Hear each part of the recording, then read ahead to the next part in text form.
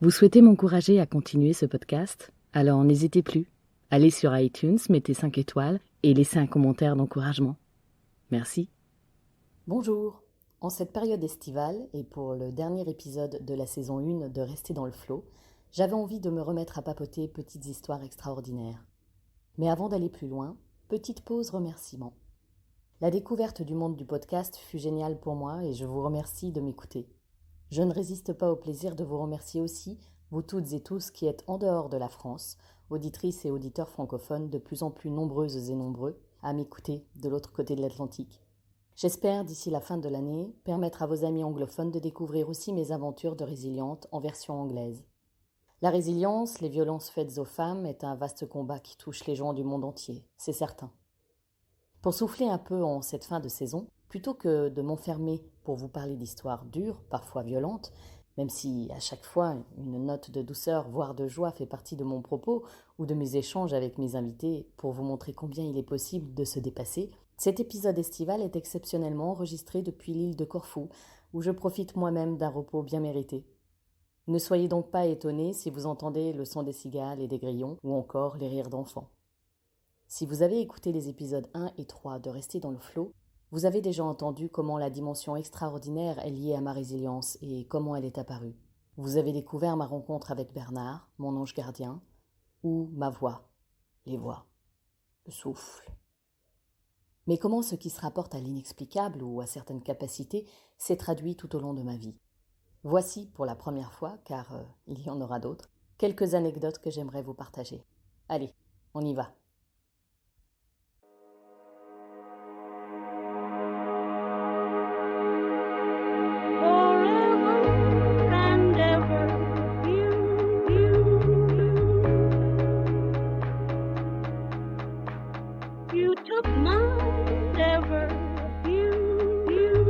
Bonjour et bienvenue dans Rester dans le Flow, podcast où je me raconte et partage avec vous mon parcours de vie et de résiliente. Je m'appelle Florence, j'ai 43 ans. Et comme on le dit dans le jargon actuel, je suis une MeToo.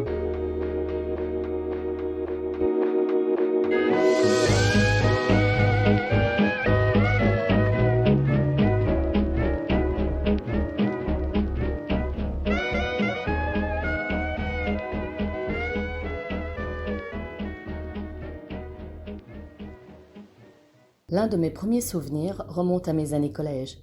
Mon père, comme à son habitude, travaillait dans son garage sur sa scie à bande.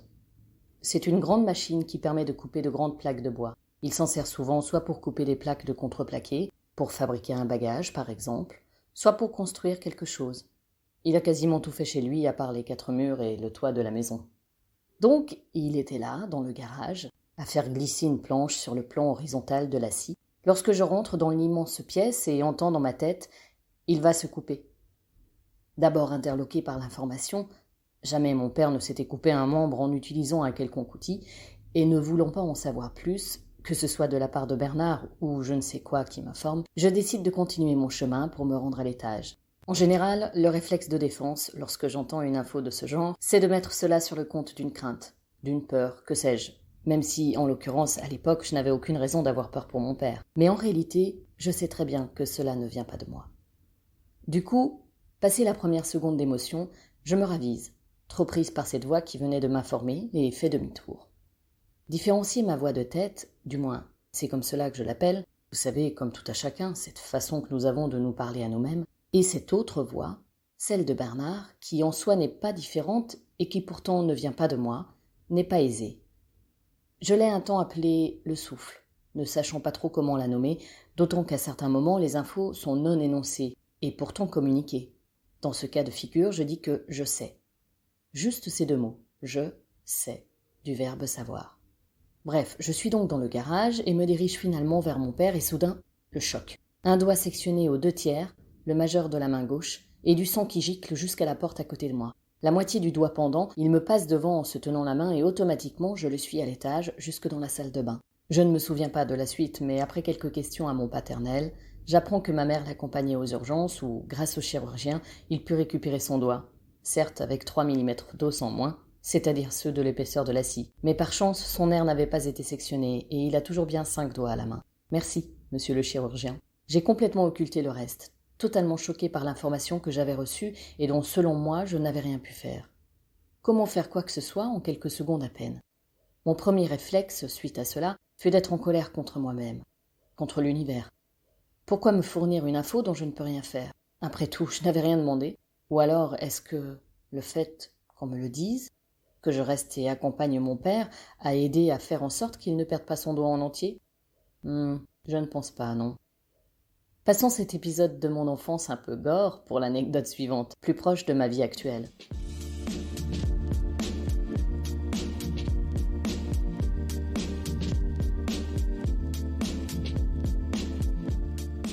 Je suis adulte, j'ai la trentaine bien sonnée. Je suis déjà mère de 2 enfants. Je ne vis plus à Paris, mais à Saint-Étienne, et je passe une partie de mon temps à écrire avec mon conjoint. Nous avons cette même passion et partageons beaucoup de notre temps en écriture. Nous démarchons les éditeurs avec nos manuscrits, participons à des concours d'écriture à côté de nos emplois respectifs. J'envoie nos créations au service manuscrit de plusieurs maisons d'édition. J'ai ma méthode, à l'époque. Toujours fonctionner par 3. D'abord les grandes maisons, puis, si réponse négative, les moyennes, et enfin les plus petites, les régionales. Bref, l'un de nos principaux manuscrits est envoyé à 3 grands éditeurs dont la ligne éditoriale correspond à notre histoire. Mon employeur actuel en fait d'ailleurs partie. C'est vraiment drôle quand j'y repense. Moins de 2 mois après l'envoi, je suis informée. Vous entendez les guillemets, n'est-ce pas? Donc, je suis informée que tel jour, un jour bien précis, une date que l'on me donne, nous aurons une réponse. Ok, je serai donc à l'affût du courrier dans la boîte aux lettres. Et le jour J, rien. Nada. RAS. Bon, comme je doute tout le temps de moi, cela ne m'étonne guère. Oui, parce que, notion importante, malgré tout ce que j'entends et qui se vérifie au fil des mois et des ans, je doute, évidemment.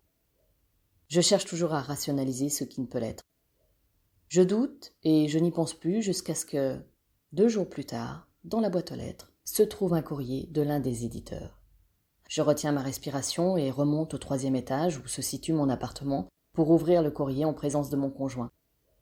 Les auteurs savent ce que c'est, ce moment de tension, ce moment électrique que l'on ressent avant d'ouvrir le courrier d'un éditeur. Je l'ai vécu plusieurs années avant de passer de l'autre côté et d'être celle qui envoie ses courriers, et souvent des mails maintenant, en tant qu'éditrice. Et ce jour-là, en voyant la date d'écriture de la réponse en haut à gauche, j'ai vite vu qu'elle correspondait bien à celle qu'on m'avait fournie. Si j'avais encore les courriers en ma possession, j'aurais pu vous les montrer sur le site. Malheureusement, beaucoup de choses se perdent dans un divorce et je n'ai plus rien de tout cela.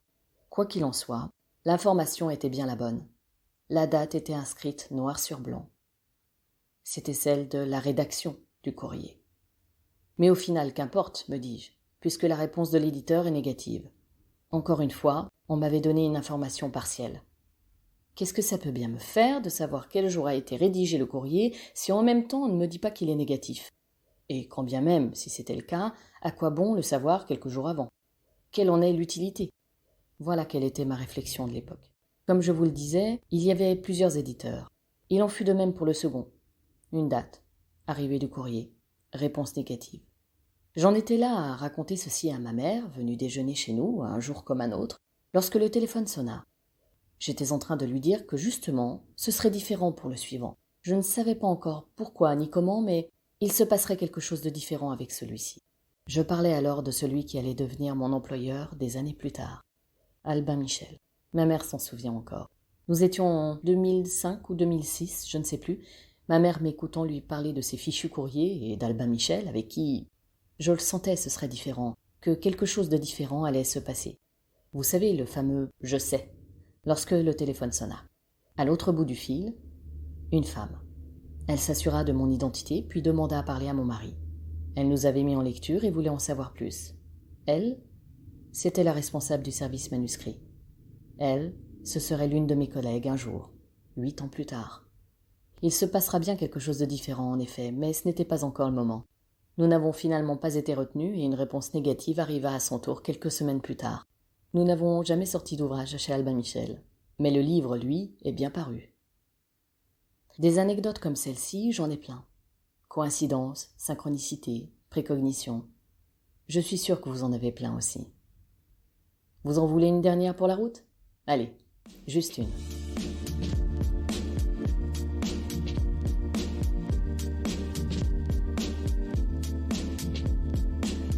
Nous sommes en 2007 et le journaliste et écrivain Stéphane Alix ainsi que le docteur Bernard Castel créent l'INRES. Je vous en ai déjà parlé, l'Institut de recherche sur les expériences extraordinaires, qui propose des conférences sur Paris, des ateliers rencontres pour parler de faits extraordinaires. Bref, tout cela me parle et je vais donc de temps en temps profiter de ces moments avec d'autres pour en savoir un peu plus sur moi. J'ai besoin de comprendre ce que je suis. J'ai besoin de ne pas me sentir anormal, d'avoir une lecture, une approche plus scientifique de ce que je vis. Ce jour-là, je participe à un atelier avec l'auteur Bernard Werber.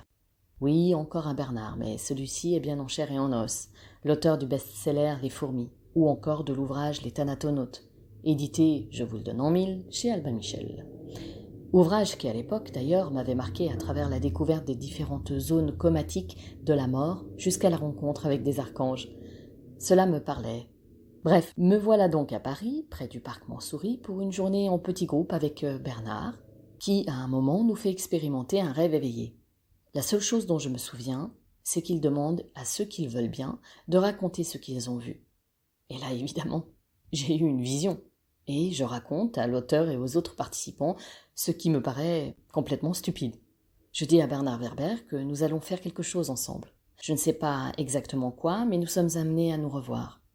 Ma vision avait un côté un peu fantaisie, mais aucun timing ne m'avait été donné. Je rigole un peu comme une nouille en confiant cela à l'assemblée. Pour moi, c'est un jeu, c'est stupide.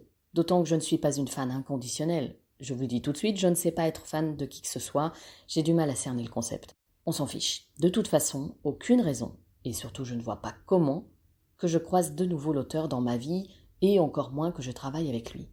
Pourtant, ayant l'expérience de mes visions, je savais très bien que c'était possible. Mais comme souvent, surtout dans notre société, dans notre culture, je me défends contre cela. Donc j'oublie tout. Les années passent, et vient évidemment mon arrivée chez Albin Michel, comme adjointe au développement numérique en 2014. Il faut savoir qu'à l'époque des faits, en 2007, hormis l'écriture, je ne connaissais rien au numérique et je ne travaillais absolument pas dans le domaine de l'édition. Et c'est là que ça devient intéressant. Je vous raconterai un jour comment je me suis retrouvée là, mais à l'époque, je vivais encore en province. Donc cela devient intéressant car l'une des premières missions qui m'est confiée en arrivant chez l'éditeur, c'est la refonte totale de l'application de l'auteur Bernard Werber. Nous nous sommes donc rencontrés pour parler de tout cela. Nous avons déjeuné ensemble, bref, rien que de plus banal dans le travail. Ma vision était donc bien vraie, et je la trouve marrante tout de même. Voilà, on y est. Cette première saison est terminée. Je suis très loin d'avoir fini de vous raconter ou de vous expliquer, seul et avec mes invités, ce qu'est la résilience, ce que sont les thérapies que j'ai expérimentées. Mais nous aurons toute la seconde saison pour cela. À bientôt.